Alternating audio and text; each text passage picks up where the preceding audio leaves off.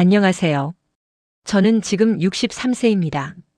그런데 이 말을 하는 게 조금 어색하네요. 왜냐하면 제가 명예퇴직한 지도 벌써 10년이 넘었거든요. 그래서 저를 소개할 때 나이보다는 은퇴자라고 말하는 게 더 자연스럽습니다. 요즘 TV에 보면 자주 나오는 이 말 들어보셨나요? 60대 은퇴자는 갈 곳이 없다. 정말 그럴까요? 이 말을 저는 지난 10년간 수없이 들었습니다. 주변 사람들도 자주 하는 말이고 기사도 많고 심지어 드라마에서도 나옵니다. 마치 60대가 되면 자동으로 인생이 끝난다는 식으로요. 하지만 저는 단호하게 말씀드립니다. 그건 반은 맞고 반은 틀렸습니다. 지금부터 제가 그 이유를 설명해 드릴 텐데 이 영상을 끝까지 보시면 여러분의 인생관이 조금 바뀔 수도 있습니다. 특히 지금 50대 후반이거나 60대이신 분들 또는 부모님이 은퇴를 앞두신 분들에게는 정말 중요한 내용이 될 거예요. 자, 그럼 시작해 볼까요? 제가 왜 이 주제로 말씀드리는지부터 설명해야 할 것 같습니다. 저는 경찰관으로 30년 가까이 일했습니다. 강력범죄수사팀에서요. 고등학교를 졸업하고 공무원 시험에 합격해서 그렇게 조직에 들어간 거죠. 당시에는 많은 사람들이 좋은 직장 얻었네라고 축하해 줬어요. 안정적이고 연금도 나오고 체계적인 조직이니까요. 하지만 저는 52세가 되는 해에 그 안정적인 조직을 나가기로 결심했습니다. 명예퇴직을 신청했거든요. 당시 주변 반응이 어땠는지 아세요? 정말 극단적이었습니다. 누구는 미쳤다고 했고, 누구는 아깝다고 했고, 조직의 상급자들도 왜 이제 나가? 연금이 더 불어날 텐데? 라고 물었어요. 제 상사도 만나서 우리 조직 입장에서는 정말 손실이라는 말까지 했습니다. 그런 말들을 들을 때마다 저는 조금씩 흔들렸습니다. 정말 내 판단이 맞는 걸까? 이 안정적인 자리를 내던지는 게 맞는 걸까? 이런 의문이 자꾸만 들었거든요. 하지만 저는 한 가지를 냉정하게 계산했습니다. 지금 나가는 게 나을까? 계속 있다가 나중에 나가는 게 나을까? 숫자로 계산해 봤어요. 연금 액수, 체력, 남은 시간, 새로운 일을 배울 수 있는 나이. 모든 걸 계산해 봤어요. 그리고 그 계산의 결론은 명확했습니다. 지금이다. 지금이 타이밍이다. 물론 체면이 상했습니다. 큰 조직에서 나온다는 게 그 당시 제 신분에서는 꽤 중요한 일이었거든요. 하지만 저는 깨달았어요. 체면보다 현실이 더 중요하다는 걸. 그렇게 저는 나갔습니다. 명예퇴직을 했어요. 그리고 지금 10년 이상을 살아가고 있습니다. 그런데 말이에요. 여기서 제가 정말 중요한 걸 말씀드리고 싶습니다. 60대 은퇴자는 갈 곳이 없다는 말이 정확히 무엇을 의미하는지요. 저는 10년간 수많은 은퇴자들을 만났습니다. 저와 같은 나이대 저보다 나이가 많은 사람들도 많았죠. 그리고 그들의 이야기를 들으면서 깨달은 게 있어요. 갈 곳이 없는 게 아니라 가고 싶어 하지 않는 곳이 많아진 거다. 이게 정확한 표현입니다. 실제로 은퇴자들을 위한 일자리는 많습니다. 편의점 아르바이트, 주유소, 배송, 택배, 음식점 등등. 얼마든지 있어요. 하지만 사람들은 가지 않아요. 왜냐하면요. 이건 내가 할 일이 아니야. 이런 생각 때문이에요. 30년 동안 크고 잘 나가는 조직에 있었던 사람이 편의점에서 일한다? 뭔가 초라해 보이잖아요. 뭔가 떨어진 것 같고 뭔가 실패한 것처럼 느껴지니까요. 그래서 사람들은 차라리 집에만 있습니다. TV를 보고 아내한테 잔소리 듣고 연금으로 겨우겨우 살아가죠. 하지만 저는 그렇게 살지 않기로 결심했어요. 그리고 그 결심이 제 인생을 180도 바꿔버렸습니다. 여기까지 들으시고 혹시 이렇게 생각하실 수도 있어요. 네, 그래서요. 결국 뭔가 대단한 걸 했다는 건가요? 명예퇴직하고 뭔가 멋진 사업을 했다는 거예요? 아닙니다. 정반대입니다. 저는 뭔가 멋진 걸 하지 않았어요. 오히려 제 기준으로는 가장 낮은 자리로 내려갔어요. 지금부터 그 이야기를 해드릴 텐데. 사실 처음에는 다른 길도 많이 제시되었거든요. 그 길들이 겉으로는 훨씬 더 그럴듯했어요. 하지만 저는 모두 거절했어요. 왜냐하면 저는 선배들의 실패를 봤기 때문이에요. 지금부터 그 이야기를 해드릴 거고 이 부분이 정말 중요합니다. 왜냐하면 이게 바로 대부분의 은퇴자들이 실패하는 지점이기 때문이거든요. 제가 현직에 있을 당시를 회상해 보면 저는 그야말로 바빴어요. 저는 형사 중에 경찰 조직에서도 부러워하는 외사과 근무 형사였어요. 일명 인터폴이라면 국민들은 더 잘 알지요. 일단 이 부서는 한 가지 외국어가 능통해야 하는 것이 기본이다 보니 일반 경찰관들은 이 부서를 선호하지만 외국어 자격증이 없으면 일단 올 수가 없습니다. 1990년도 이전에는 외사과 근무는 정말 편했다고 말을 할 수 있습니다. 국내 외국인이 얼마 되지 않아 할 일이 거의 없었습니다. 하지만 여행 자유화와 외국인 노동자들이 입국하면서 외사 범죄는 급격히 증가해 버렸습니다. 더구나 외사 범죄는 외국과의 국교 마찰을 빚을 수 있는 예민한 사건도 많았고 강력 범죄를 수사하는 팀에 있다 보니까 매일이 긴장과 압박의 연속이었거든요. 하지만 그 속에서 저는 성과를 냈습니다. 꽤 많은 성과를요. 범인을 검거했을 때 저는 중앙 TV에 여러 번 출연했어요. 뉴스에 제 이름이 나가는 경험도 했죠. 조직 내에서도 제 평판이 좋았습니다. 선배들도 저를 인정했고 부하 직원들도 따랐어요. 아내도 제 성과를 자랑스러워했어요. 그런 와중에 저는 글도 썼습니다. 수사 일화나 조직 문화에 대한 글들을 썼는데 그게 중앙일간지 독자투고에 실렸어요. 그럴 때마다 느껴지는 그 희열. 정말 대단했습니다. 하지만요, 여기가 정말 중요한 부분인데 저는 계속 앞으로만 나아가려고 했어요. 계속 올라가려고만 했어요. 승진이라는 게 있잖아요. 공무원 조직에서 말이에요. 경위에서 경감으로, 경감에서 경정으로 계속 올라가는 그 시스템이요. 그리고 저도 모르는 새에 저는 그 승진이라는 하나의 기준에만 매여 있었어요. 모든 것을 판단하는 기준이 승진이었습니다. 이 일을 하면 승진에 도움이 될까? 이 과제를 수행하면 상사의 평가가 올라갈까? 내 성과가 충분히 눈에 띌까? 이런 생각들이 제 머릿속을 가득 채웠어요. 그리고 마지막 승진 심사가 나왔을 때 저는 탈락했습니다. 그 순간의 느낌을 어떻게 설명해야 할까요? 저는 30년 가까이 조직에 있으면서 그런 경험을 해본 적이 없었어요. 당연히 승진할 줄 알았어요.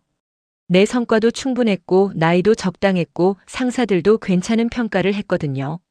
그런데 떨어진 거죠. 그 순간이 정말 신기했어요. 왜냐하면 그 순간에 저는 깨달았거든요. 아, 내가 지금까지 뭘 하고 있었지? 저는 그때 정말로 손에 쥔 모든 것을 내려놨어요. 승진에 대한 미련? 내려놨어요. 조직 내 지위? 내려놨어요. 사람들의 평가? 내려놨어요. 그리고 그 순간 아이러니하게도 미래가 보이기 시작했어요. 지금까지 제 눈은 승진이라는 한 지점에만 고정되어 있었어요. 마치 터널 시야처럼요. 그래서 다른 길은 보이지 않았던 거예요. 하지만 그 한 지점을 내려놓자마자 갑자기 사방으로 길이 펼쳐지는 거였어요. 아, 그래서 사람들이 내려놓음이라는 말을 자꾸만 하는구나. 그때 비로소 이해했습니다. 하지만 여기서 또 하나의 착각이 있었어요. 많은 사람들이 내려놓음을 마음의 문제라고 생각합니다. 명상을 하고 책을 읽고 마음가짐을 바꾸면 된다고 생각하죠. 하지만 저는 그것이 완전한 착각이라는 걸 깨달았어요. 그리고 그 깨달음은 정말 값비싼 경험을 통해서 나왔습니다. 퇴직을 생각하기 전부터 먼저 퇴직한 여러 선배들을 만났습니다. 저보다 먼저 퇴직을 한 사람들이죠. 그들의 이야기를 들으면서 저는 정말 많은 걸 배웠어요. 특히 한 선배의 이야기는 지금도 생생합니다. 그 선배는 명예퇴직 후 음식점을 운영하기로 결정했어요. 음식점 사장이 된 거죠. 당시 기준으로는 꽤 그럴듯한 선택이었어요. 자기 사업을 한다는 게 항상 매력적으로 느껴지잖아요. 그래서 그 선배가 저한테 말했어요. 나는 이미 내려놨다. 마음으로 완벽하게 내려놨다. 이제 새로운 삶을 시작한다. 저도 처음엔 그 선배의 말을 믿었어요. 아, 이 선배는 정말 내려놓을 줄 아는 사람이구나. 이렇게 생각했죠. 하지만 몇 달이 지나고 저는 그 음식점을 가보게 되었어요. 그리고 제가 본 것은 충격이었습니다. 손님이 들어올 때 그 선배는 허리를 제대로 숙이지 못했어요. 각도가 계속 어색했어요. 무의식적으로 몸이 저항하는 것처럼 보였거든요. 오히려 손님이 자신을 알아볼까봐 부끄러워 어침에 다본 신문을 다시 펼치는 자신을 발견했고, 손님이 반찬을 좀 더 달라고 요청했을 때 그 선배는 못 들은 척했어요. 아니, 정확히는 듣지 못한 거예요. 자기 자존심이 받아들일 수 없어서요. 더 가슴 아픈 일도 있었어요. 손님이 밥을 남겼을 때 그 선배의 얼굴에 보이는 화난 표정. 정말 감출 수 없었어요. 마치 나한테 이렇게 대하다니라는 식의 표정 말이에요. 그 식당은 결국 망했습니다. 2년도 버티지 못했어요. 손님들도 그 분위기를 느꼈던 것 같아요. 제 돈을 주고 가서 밥을 먹는데 자존심 상한 느낌을 받는다는 게 얼마나 불쾌했을까요? 결국 그 선배는 식당에서 물러나야 했고 지금은 어떻게 되었는지도 모릅니다. 그때 저는 정말로 확실하게 깨달았어요. 내려놓는다는 것은 마음의 문제가 아니다. 몸의 문제다. 아, 이게 정말 중요한 거예요. 생각으로만 나는 내려놨다고 해봐야 소용이 없다는 거죠. 뇌에서만 좋아, 이제 겸손하게 살자고 결정해봐야 소용이 없다는 거예요. 몸이 진짜로 낮아져야 한다. 손님 앞에서 자연스럽게 허리를 굽힐 수 있을 만큼, 손님의 모든 요청에 대답할 수 있을 만큼, 제 과거의 지위나 자존심이 조금도 나타나지 않을 만큼 몸이 완전하게 낮아져야 한다는 거예요. 그렇지 않으면 아무리 좋은 제2의 인생 계획을 세워도 오래가지 못합니다. 필요한 건 각오가 아니라 시간이에요. 1년이에요. 1년 안에 그 일이 진짜 자기 것이 될 수 있는지 없는지가 결정된다는 거죠. 저는 그 선배의 모습을 보면서 결심했어요. 절대로 저렇게 되면 안 된다. 그리고 또 하나의 다짐을 했어요. 그럴듯한 자리는 절대로 가지 말자. 그 대신 가장 낮은 자리로 가자. 이제 여기서 제가 한 선택을 말씀드리려고 하는데요. 명예퇴직 후 저에게는 정말 많은 제안이 들어왔습니다. 어떤 제안들이었는지 말씀드릴까요? 변호사 사무장이 되지 않겠어요? 회사 안전관리자로 와보지 않겠어요? 운전면허 학원 부원장으로 있지 않겠어요? 이런 제안들이 들어왔어요. 보시다시피 모두 꽤 그럴듯한 직책이었어요. 큰 회사나 기관에서 들어온 제안들이었거든요.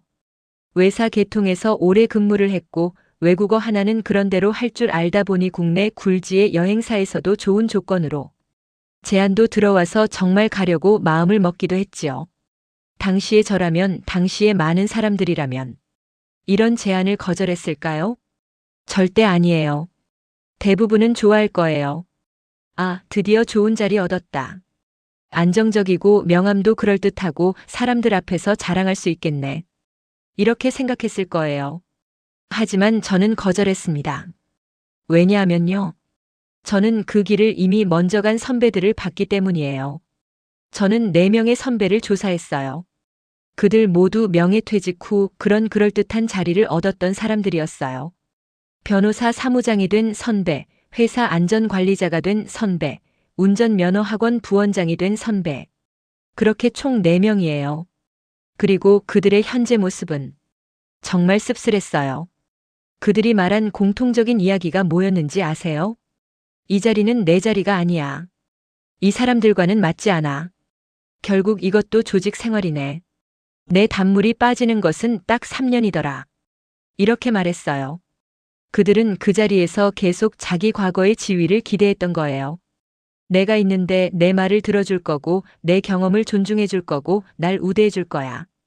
이런 기대 말이에요. 하지만 새로운 조직은 그렇지 않았어요. 그들은 신입이었거든요. 아무리 경력이 많아도 아무리 전에 대단한 자리에 있었어도 여기서는 신입일 뿐이었어요. 그리고 그것을 받아들이지 못했던 거죠. 결과는 모두 비슷했어요. 1년에서 2년을 버티다가 결국 떠나게 되었어요. 그리고 그 이후로는 더 정확히 말하면 아무것도 되지 못했어요.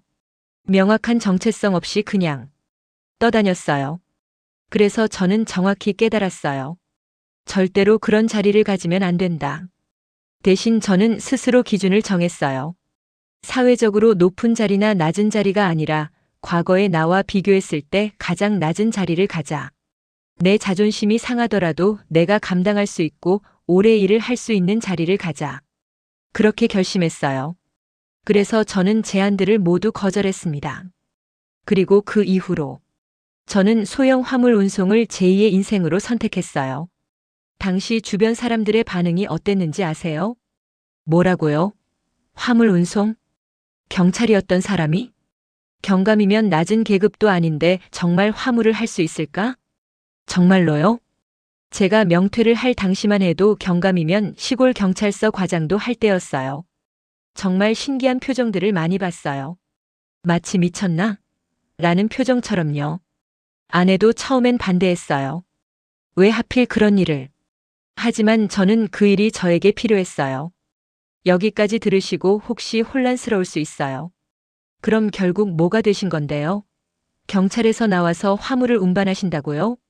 그게 무슨 진전이에요? 이렇게 생각하실 수도 있어요. 하지만 이게 바로 제가 말씀드리고 싶은 핵심입니다. 진전이 없는 게 아니라 다른 종류의 진전이었어요. 세상이 보는 진전이 아니라 제 자신을 알아가는 진전이었던 거죠. 내 몸과 정신이 정말로 낮아지는 과정이었던 거예요. 그리고 그것이 지금 제 인생을 지탱하는 기반이 되었어요. 저는 소형 화물 운송이라는 일을 시작했어요. 화물을 실으려면 먼저 출입문을 지키는 사람을 거쳐야 해요. 그 사람이 안 되라고 하면 못 들어가는 거죠. 그런데 초기에는 저도 모르게 조금 다르게 대했던 것 같아요. 안녕하세요. 화물을 실으려 왔는데요. 이렇게 말할 때 뭔가 제 과거가 묻어나는 느낌이었어요. 나는 경찰이었고 지금은 화물을 운반하는 일을 한다는 그런 뉘앙스 말이에요. 그 사람들은 어떻게 반응했는지 아세요? 괜히 자존심 상하는 느낌이 들어요. 그냥 일하는 거잖아. 왜 자꾸 미안해하는 것처럼 보여요? 이렇게 말했어요. 또 상하차 현장에서도 문제가 있었어요. 손이 씩씩하지 못했어요. 왜냐하면 제 과거가 자꾸만 나타났거든요. 내가 원래 이런 일 하는 사람이 아니야라는 마음이 말이에요. 그래서 저는 화내기도 했어요. 사소한 일로 화났어요. 왜 자꾸 제대로 말을 안 해줘? 왜 이렇게 복잡해? 이런 식으로요. 그런데 제가 그 화낸 시간을 정확히 셀 수 있어요. 정확히 1년이었어요. 그 1년은 정말 중요한 시간이었습니다. 저는 그 1년 동안 진짜로 몸이 낮아지는 경험을 했거든요. 처음에는 의식적으로 나는 이제 낮은 사람이야 라고 생각했어요. 하지만 그게 아니었어요. 정말로 몸의 모든 세포가 낮아지는 경험을 한 거였어요. 그 1년이 지나갈 즈음 이상한 일이 일어났어요. 더 이상 화나지 않았어요. 출입문을 지키는 사람의 까칠한 말도 자연스럽게 받아들여졌어요. 상하차 현장의 소음도 그냥 일의 일부가 되었어요. 내 손이 지저분해지는 것도 이제는 당연하게 느껴졌어요. 화물은 화주와 통화가 아주 중요합니다. 서로의 명확한 계약이 전화로 이루어지고 있죠. 그 통화가 처음에는 정미음나 상대가 기분이 나쁠 정도로 뻣뻣한 기운이 넘쳤지만 지금은 너무 굽신거림으로 변했어요. 다시 전화하겠다 해서 다시 전화 올리겠습니다. 라고 변하기 시작했습니다. 그리고 언제부턴가 저는 진짜 편해졌어요. 아, 이게 정말 중요한데요. 더 이상 제 과거를 설명할 필요가 없어졌어요. 나는 경찰이었고 지금은 이라는 그런 설명이 필요 없어진 거죠. 저는 그냥 화물을 운반하는 사람이 되었어요. 그게 다였어요. 그리고 그 순간부터 정말 신기한 일들이 일어나기 시작했어요. 시간이 자유로워졌어요. 회사원처럼 정해진 시간에 출근할 필요가 없었거든요. 아침 일찍 일을 마치고 싶으면 마칠 수 있었어요. 오후에 쉬고 싶으면 쉴 수 있었어요.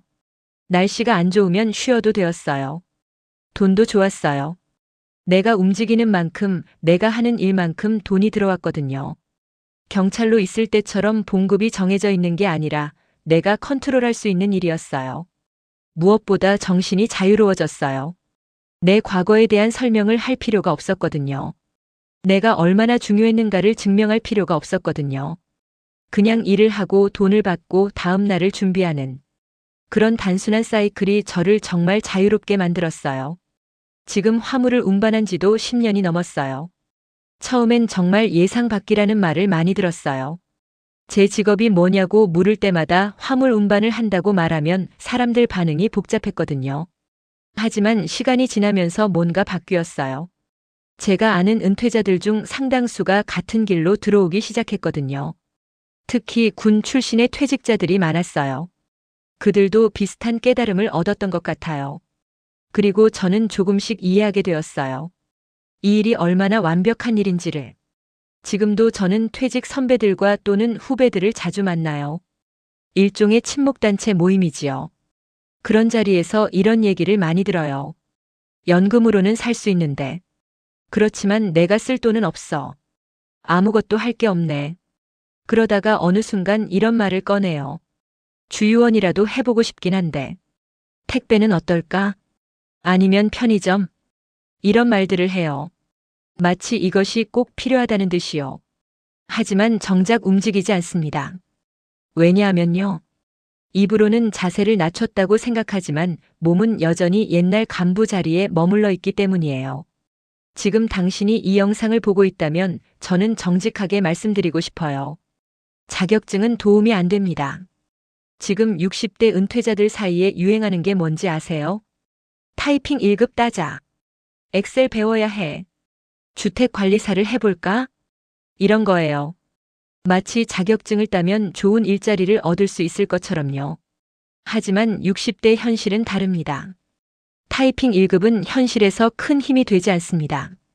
엑셀 실력도 주택관리사 자격증도 마찬가지입니다. 왜냐하면요.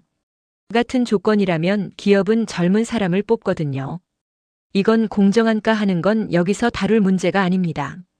현실이 그렇다는 거예요. 60세의 당신이 엑셀을 잘한다고 해도 25세의 젊은이가 엑셀을 그냥 괜찮게 하면 기업은 후자를 선택합니다. 당연하죠.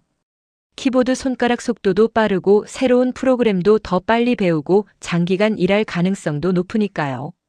그래서요, 제가 말씀드리고 싶은 건 이겁니다. 지금 60대에게 필요한 것은 자격증이 아닙니다. 용기입니다. 낮은 자세라는 용기 말이에요. 저는 지난 10년 동안 정말 많은 은퇴자들을 만났어요. 그 중에서 성공한 사람들, 적어도 만족하면서 사는 사람들의 특징이 뭐였는지 아세요? 특별한 자격증이 있었나요? 아니요. 특별한 기술이 있었나요? 아니요. 좋은 학력이 있었나요? 꼭 그렇지만은 않았어요. 하지만 모두 한 가지를 공통으로 가지고 있었어요. 그것은 바로 낮은 자세를 받아들이는 용기였어요. 한 분은 편의점에서 일해요. 아침 6시부터 일해요. 손도 많이 닳고 다리도 많이 아파요. 하지만 그분은 만족해하고 있어요. 왜냐하면 그분은 자신의 과거를 완전히 내려놓았거든요. 나는 전에 뭐였고 이제는 뭐다라는 그런 설명이 필요 없게 되었던 거죠. 또 다른 분은 택배 배송을 해요. 매일 아침 6시에 나가서 밤 8시에 들어와요. 정말 바쁜 일이에요. 하지만 그분도 만족해하고 있어요. 왜냐하면요. 그분의 바쁨이 자신의 존재감을 증명해주기 때문이에요. 어제 500개를 배송했다. 오늘도 400개를 했다. 이렇게 누적된 일들이 그분을 살아있게 만들어주는 거예요. 반면에 조용히 집에만 있는 은퇴자들은요. 정신이 점점 죽어가고 있었어요. 자존심은 남아있는데 할 일은 없으니까요. TV를 보고 아내한테 잔소리 듣고 연금을 기다리고 이게 남은 인생이라고 생각하는 거죠. 저는 정말로 정직하게 말씀드리고 싶어요. 만약 당신이 지금 55세, 60세, 65세라면 더 이상 자격증을 따기 위해 시간을 낭비하지 마세요. 대신 내가 할 수 있는 가장 낮은 일이 뭘까? 이것을 생각해 보세요. 그리고 그 일이 초라해 보인다면 그게 정답이에요. 10년이 지난 지금 저는 자주 이런 생각을 해요. 만약 내가 그 그럴듯한 자리 중 하나를 선택했다면 어땠을까? 아마도 현재의 저는 없었을 거예요. 대신 남은 건 후회와 불만 그리고 끝나지 않는 설명이었을 거예요. 나는 전에 경찰이었고 지금은 안전관리자를 한다는 그런 설명 말이에요. 하지만 지금의 저는 그런 설명이 필요 없어요. 나는 화물을 운반한다. 이것만으로 충분해요. 그리고 이 일을 하면서 저는 정말 많은 것들을 얻었어요. 첫 번째는 시간입니다. 회사원이라면 정해진 시간에 출근해야 해요. 하지만 저는 다 달라요. 어제 일이 많으면 오늘 일을 적게 할 수 있어요. 몸이 피곤하면 쉴 수 있어요. 계절에 따라 조절할 수 있어요.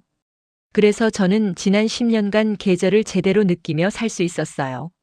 봄이 오면 정말 봄이 느껴졌고, 겨울이 오면 정말 겨울을 즐길 수 있었어요. 두 번째는 건강입니다. 화물을 운반한다는 건 매일 움직인다는 뜻이에요. 근력도 유지되고 신진대사도 활발하고 정신도 맑아요. 요즘 50대, 60대 중에 정신없는 병에 걸리는 사람들이 많은데 저는 다행히 그런 걱정이 거의 없었어요. 왜냐하면 제 몸이 항상 활동하고 있었기 때문이에요. 세 번째는 의외로 경제적 자유입니다. 화물 운반으로 버는 돈이 당시 경찰의 봉급보다 꽤 많았어요. 또한 시간을 조절하기 때문에 한 달에 얼마나 벌고 싶은지를 어느 정도 컨트롤할 수 있었어요. 그래서 부자는 못 됐어도 경제적으로는 꽤 안정적이 될 수 있었어요. 네 번째이자 가장 중요한 것은 정신의 자유입니다. 나는 전에 뭐였고 지금은 뭐다라는 설명의 무게에서 벗어났거든요. 그 무게가 얼마나 무거웠는지를 10년이 지난 지금 비로소 온전하게 이해할 수 있어요. 많은 은퇴자들이 정신적으로 힘들어하는 이유가 뭔지 아세요? 그것은 그 설명의 무게 때문이에요. 나는 전에 중요한 사람이었는데 지금은 그렇지 않다. 나는 전에 많은 사람들에게 인정받았는데 지금은 아무도. 나는 전에 더 나은 자리에 있었는데. 이런 설명들이 하루 종일 마음을 짓누르고 있는 거예요. 하지만 저는 그 무게에서 벗어날 수 있었어요. 왜냐하면 더 이상 설명할 필요가 없었거든요. 지금까지의 제 이야기를 듣고 나서 혹시 이런 생각이 드실 수도 있어요. 그래도 결국 저분은 운이 좋았던 거 아닌가? 화물 운송이라는 일이 있어서. 하지만 제가 말씀드리고 싶은 건요. 이건 운의 문제가 아니라 선택의 문제라는 거예요. 그리고 그 선택을 할 수 있는지 없는지를 결정하는 것은 바로 당신의 용기입니다. 100세 시대라고 자꾸 말하죠. 저도 처음엔 내가 이렇게 오래 일할 줄은 몰랐다는 게 솔직한 심정이에요. 지난 10년간 저는 정말 바쁘게 살았어요. 어떤 동료들은 저를 보고 삼식이라고 불렀어요. 아침 6시에 일어나서 저녁 6시에 집에 오는 그런 단순한 일상을 반복한다는 뜻에서요. 하지만 저는 그 일상이 좋았어요. 왜냐하면 제 하루하루가 누적되고 있었거든요. 어제 사건의 화물을 운반했다면 오늘 오건에 운반했어요. 그런 식으로 계속 쌓여가는 거예요. 제 일의 양이 계속 늘어가는 거예요. 그리고 그것이 저를 살아있다고 느끼게 만들었어요. TV를 보면서 시간을 낭비하는 은퇴자들과는 달리 저는 매일 제 생산성을 느낄 수 있었거든요. 제 존재가 누군가에게 필요하다는 걸 실감할 수 있었어요. 지금 저는 거의 70세에 가까워요. 하지만 저는 은퇴를 다시 한번 생각해 본다면 같은 선택을 할 거예요. 현명한 선택 때문이 아니라 현실적인 선택이었기 때문이에요. 지금 당신이 이 영상을 보고 있다면요. 만약 당신이 55세 이상의 나이대라면 저는 정말로 진심으로 말씀드립니다. 더 이상 자격증을 따기 위해 시간을 낭비하지 마세요. 더 이상 그럴듯한 자리를 노리지 마세요. 대신 당신이 할 수 있는 가장 낮은 일을 찾으세요. 그리고 만약 그 일이 초라해 보인다면 그게 정답이에요. 왜냐하면요, 그 낮음이 바로 당신의 자유이기 때문입니다. 저는 지난 10년간 매일 아침 일어나서 화물을 운반해요. 때로는 손가락이 상하기도 하고 때로는 다리가 아프기도 해요. 겨울에는 추운 바람을 맞으면서 일하고 여름에는 덥고 습한 날씨 속에서 일해요. 하지만 저는 행복해요. 왜냐하면요.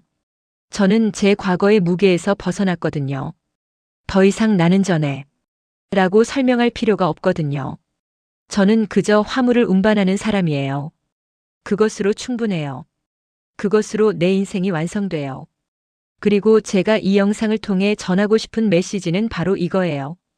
당신도 할 수 있다는 것입니다. 당신도 지금 불안한 것 같아도, 자격증이 없는 것 같아도, 뭔가 부족한 것 같아도, 당신이 정말로 낮은 자리로 내려갈 용기만 있다면 60대도 90대도 여전히 바쁠 수 있어요. 그리고 그 바쁨이, 그 일상이 당신을 살아있게 만들어줄 거예요. 저는 이 영상을 통해 당신에게 말씀드리고 싶어요. 60대 은퇴자는 갈 곳이 없다는 말은요, 반은 맞고 반은 틀렸습니다. 갈 곳이 없는 게 아니라 가고 싶어 하지 않는 곳이 많아진 것입니다. 그리고 그 가고 싶지 않은 곳들이 사실은 당신이 가야 하는 곳일지도 몰라요. 지금 당신의 앞에는 편의점도 있고 주유소도 있고 택배도 있고 화물도 있어요. 그곳들이 사회적으로 높은 자리는 아닐지도 몰라요. 하지만 당신이 찾는 자유는 거기 있어요. 당신이 찾는 존재감도 거기 있어요. 당신이 찾는 바쁜 일상도 거기 있어요. 그래서요, 제가 마지막으로 당신에게 말씀드리고 싶은 건 이겁니다. 당신에게는 길이 있습니다. 그 길이 화려한 길은 아닐지도 몰라요. 그 길이 다른 사람들이 부러워할 만한 길은 아닐지도 몰라요. 하지만 당신의 길입니다. 그리고 그 길 위에서 당신은 여전히 바쁠 수 있어요. 여전히 의미 있는 하루를 살 수 있어요. 여전히 누군가에게 필요한 사람이 될 수 있어요. 제 이 이야기가 당신의 인생에 조금이라도 도움이 되었기를 바랍니다. 항상 바쁘게 살았고 또 바쁘게 살기 위해 70에 배우는 유튜브에 힘이 되게 구독과 좋아요를 눌러주시면 더 고맙겠습니다. 감사합니다.